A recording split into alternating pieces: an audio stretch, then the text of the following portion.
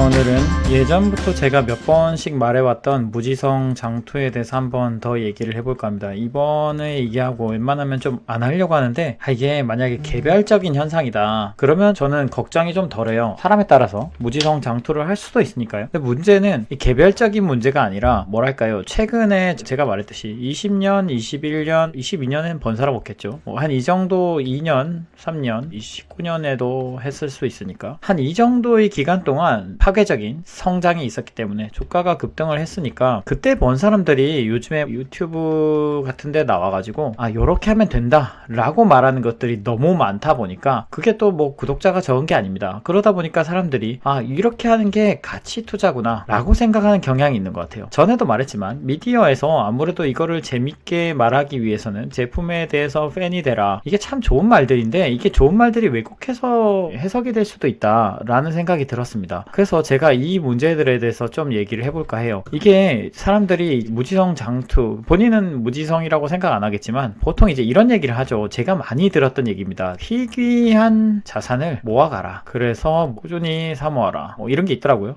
그래서 이거 계속 모아가라, 줍줍해라, 뭐 이런 얘기들을 하는데 이 얘기에서 제가 저번에도 말했지만 가장 빠져있는 것이 가격이죠. 가격. 아무리 희귀한 다이아몬드를 산다고 생각합시다. 다이아몬드 뭐 1캐럿 얼만가요? 뭐 어쨌든 그게 원래는 100만원이었다고 치죠. 아니겠죠. 근데 어쨌든 그렇게 기준을 잡으면 이게 1000만원이 되고 1억이 됐어요. 그럼 무조건 사야 되는 건가요? 이건 희귀한 자원이죠. 생산이 조금씩 되고 있긴 하지만 희귀하다고 인지하는 자원이죠. 그럼 이거는 왜 안 모아가나요? 이게 1억, 10억 되면 무한히 올라가진 않죠. 모든 자산은 마찬가지입니다. 자산이라고 보면 그 안에 금도 있고 다이아몬드도 있고 그 안에 주식도 있고 커머디티도 있고 다 있는 건데 어떻게 이것만 무한정 올라갈 수 있다고 생각합니까? 모든 자산은 똑같은데 상방이 정해져 있고 하방도 정해져 있습니다. 싸면은 너무 싸면 살 수 있는 거고 이렇게 생각해야 되는데 막연한 거예요. 희귀한 자산을 모아가라. 약간 뭐랄까요, 항상 짤 같은 약간 유명한 가치 투자자가 말하는 것들을 약간 왜곡 해석해가지고 장기 투자를 되게 무조건 맞다, 무조건 옳다라는 식의 얘기를 이게 퍼뜨리고 하고 있는데 저는 이게 굉장히 좋지 않은 방향이라고 생각합니다. 가격을 고민 안 하니까. 그동안은 한 2, 3년간 올랐으니까 가격 고민 안 할 만했죠. 그리고 과거를 보면 이렇게 올라간 것 같으니까요, 차트가. 근데 이게 여러분들이 얘기하는 버핏도 그 얘기 했습니다. 백미러 보고 투자하지 마라, 백미러 보고 투자하면 안 된다, 앞을 보고 투자해야지, 이런 어널로지를 많이 쓰는 것 같아요. 예를 들면 제가 종종 얘기하는 테슬라다. 그러면 이 얘기를 하더라고요. 애플이 이렇게 해서 몇만 배 올랐다. 근데 똑같은 어널로지를 써서 이거는 폰 위에 앱을 팔고 이것도 차를 만들어서 생태계를 구축해서 뭘 팔고 뭐 이렇게 될 거다. 그래서 테슬라는 이렇게 성장하고 이렇게 성장하고 이렇게 미래를 그려나가는데 문제는 이거는 지난 거기 때문에 우리가 확신할 수 있죠.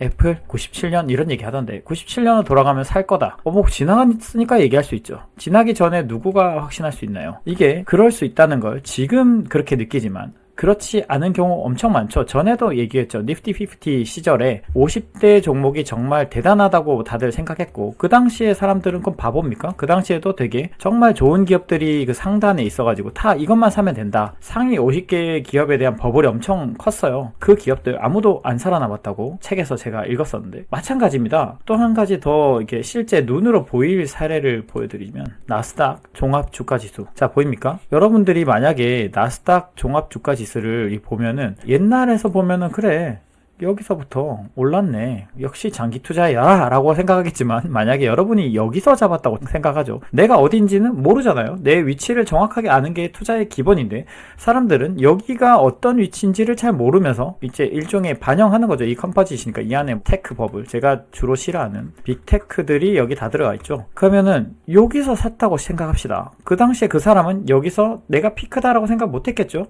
여기서 샀으면 자 언제까지 회복을 못하나요? 2024년 15년 이때까지 회복을 못하던데 이때까지 회복을 못합니다. 그러면 여러분은 장기 투자를 하겠다고 15년간 마이너스를 견딜 생각이 있습니까? 왜 이 생각을 못하죠? 이때도 그런 생각을 했겠죠. 사람들이 이렇게 올라가니까 이거를 지금 우리가 줄여놔서 그렇지 이 부분을 보면은 엄청나게 올라갔습니다. 그러니까 IT 버블 얘기를 자주 하는 거예요. 왜냐, IT 버블이 가장 유사했기 때문에 지금보다는 더 파괴적이었겠지만 유사했거든요. 그 당시에는 이제 인터넷이 도입되는 시기였기 때문에 대변혁의 시기였고 그렇기 때문에 더 버블이 컸을 수도 있지만 똑같은 일이 지금 일어나고 있는 겁니다. 그러니까 지금 내 위치가 어딘지를 알아야 되고 그 위치라는 건 오로지 가격으로 알 수 있는 거예요. 가격으로. 그런데 사람들이 꾸준히 모아가라 이거죠. 그 근거는 뭐냐? 최근에 올랐거든.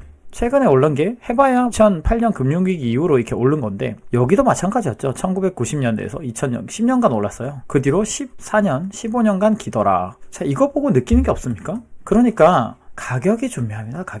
가격이 중요하고 버핏이 아주 위대한 기업을 보유해라 했을 때 이 위대한 기업이란 건 여러분들이 이제 주식을 많이 해보고 비교해보면 알겠지만 위대하게 가격을 전가하고 그 다음에 자기가 이제 가진 입지를 훼손당하지 않고 현금 흐름 좋고 배당 잘 주고 양심적인 CEO가 있고 이런 모든 조건들을 만족하는 회사라는 게 정말 존재하기가 쉽지 않아요. 그러니까 위대한 기업이죠. 위대한 기업이 우리 눈에 보이면 그게 위대한 기업일까요? 그게 보인다 생각하면 그게 가격이 쌀까요? 위대하다고 다들 생각하는데 가격은 비싸겠죠. 제가 아까 얘기했지만 미래는 정말 모르는 겁니다. 그러니까 건전한 투자자의 가장 기본은 겸손이고 내가 모를 수 있다는 걸 인지하는 거거든요.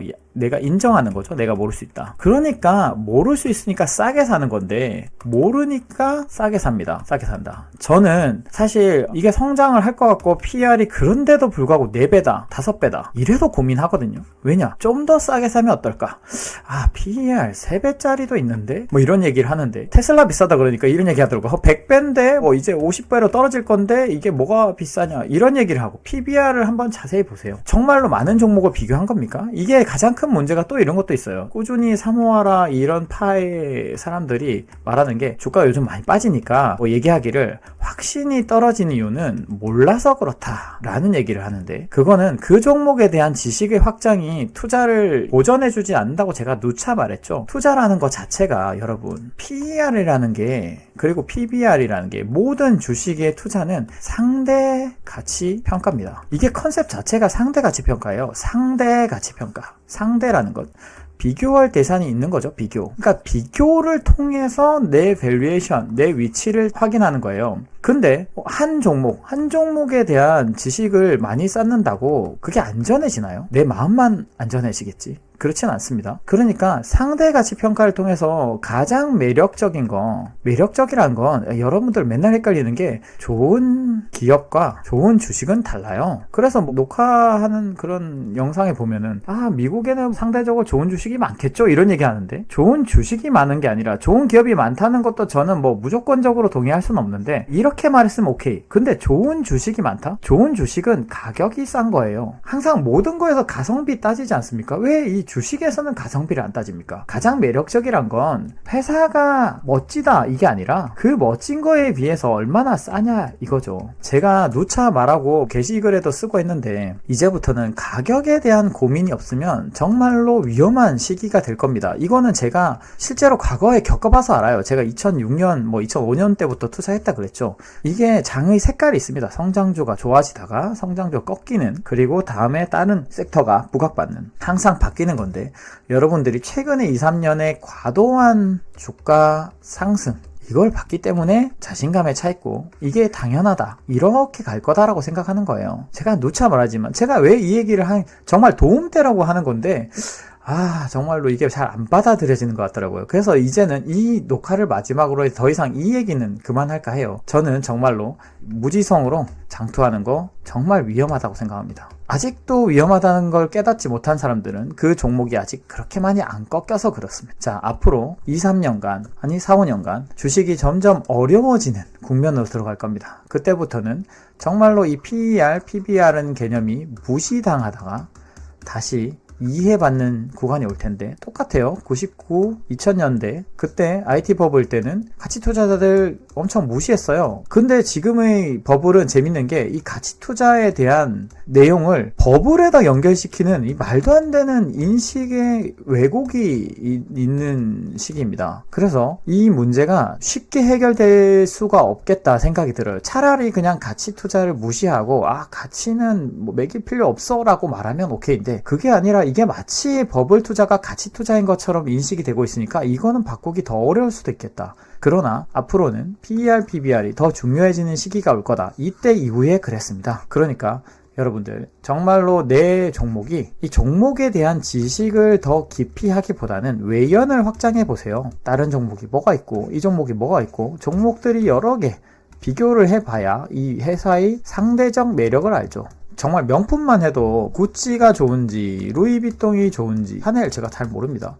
이런 게 좋은지 이거 뭐 이것저것 다 봐야 알잖아요. 그래야 얘의 구찌의 상대적 위치를 알고 그럼 가격이 저게 싸네. 아니 구찌가 요즘 트렌드를 좀 잘 따라잡는 것 같아. 그러면 굳이 이 정도는 줘도 되지 않을까? 이런 그 어떤 가격적인 자기 내재된 생각들을 하면서 주식에 대해서만큼은 그런 생각을 안 하죠. 앞으로 가격에 대해서 더 고민을 하고 다른 종목들하고 비교를 해서 내 주식의 상대적 위치를 확인하는 그런 습관을 들이면 더 좋을 것 같습니다.